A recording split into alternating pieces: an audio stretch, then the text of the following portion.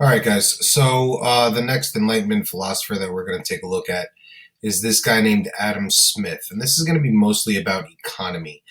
He's kind of called the father of economics or the father of capitalism, and he is going to kind of do his work right around the time of the Enlightenment, also.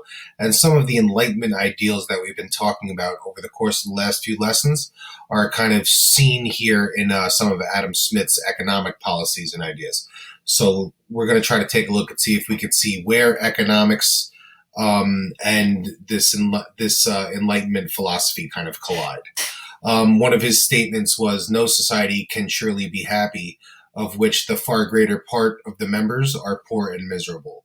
So basically, Adam Smith is saying here that in order for the general happiness of the general public to kind of be in a decent place, there needs to be some economic stability. So he thought that the rising tide lifts all boats, and that if the economy is stable and thriving, that will lead to a happier populace, and that was kind of his idea.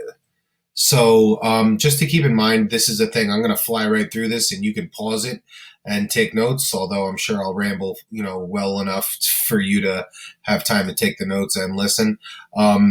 But pause it if you have to. So, in order to understand Adam Smith, the first thing we need to know about is what are the predominant economic ideas of the day before he starts his work. In order to figure out his impact, we need to know what it was like before he got there.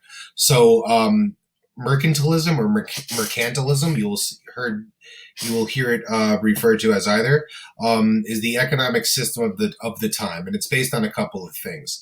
It's based on how much gold or silver a particular nation can accumulate, so precious metals, and the quantity dictates the wealth of a particular country.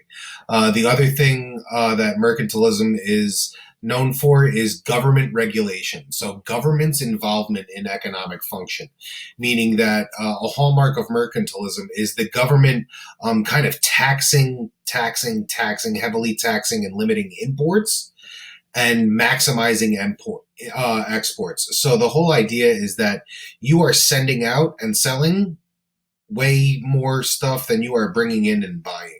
And this is the idea of how a country can generate wealth for itself. So this is the predominant, economic idea before Smith rolls around. He's from Scotland, so part of the UK. Believed that a state should not interfere in economic matters. He's going contrary. So, the idea that government regulation is a big part of mercantilism, Smith is not buying that. He thinks that states should not interfere whatsoever in economic function, and this is referred to as laissez-faire economics. Laissez-faire is a French term roughly translated to mean hands off. So he believed that the government should keep their hands off of economic function, and that the invisible hand, quote unquote, of supply and demand are the only kind of controlling factors that influence, economic function. How much of a thing is available and how many people want that thing determines its price, and that's and you go from there. Second of all, he was a big believer in the idea that each person ultimately will act in their own self-interest, so that if we embrace that truth and build economic policies and ideas around that belief and that reality, that we can kind of all thrive together for the most part. He did understand what he was saying, that this could create kind of real class differences, a rich poor kind of thing. But this was his economic theory nonetheless. His most famous book is called The Wealth of Nations. That's a short name for it. The real title of the book is much longer, but we will call it The Wealth of Nations. And basically, he talks about it's really personal gain that drives economic activity. When we go buy a thing, we want to buy a thing for the cheapest price that we can, because that means we get to hold on to more of our money and still have the thing that we want. So we're in a comparatively better place, right? So it's that personal gain that that drives activity. And he also talks about how competition is not always bad. We think that people competing with each other can get ugly, but in reality, competition in the economic marketplace is essential to the free market economy, and it's the cornerstone, right? The best example we could give is let's say iPhone and Samsung Galaxy, right?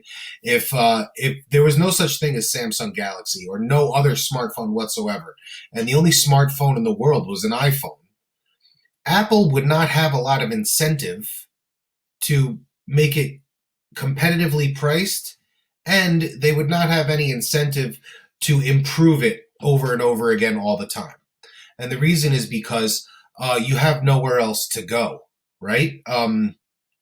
If there's no competition, iPhone doesn't have to improve. It doesn't have to be competitively priced because it knows that you have no alternative. So the fact that Samsung Galaxy exists and all these other smartphones exist, that forces iPhone to innovate repeatedly, right? They're always coming out with new stuff, new updates. Get rid of the headphone jack. iOS 14 operating system, everyone's going crazy about, right?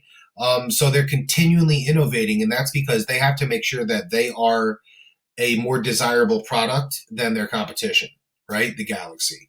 So this is a way, Apple also needs to know that, hey, we got to price this competitively, because if we're too expensive, people will go and pay less money and get a Samsung instead. So the competition in this particular case keeps the price down and the quality up. So competition is kind of essential to, economic function, according to Adam Smith, and those are his main beliefs.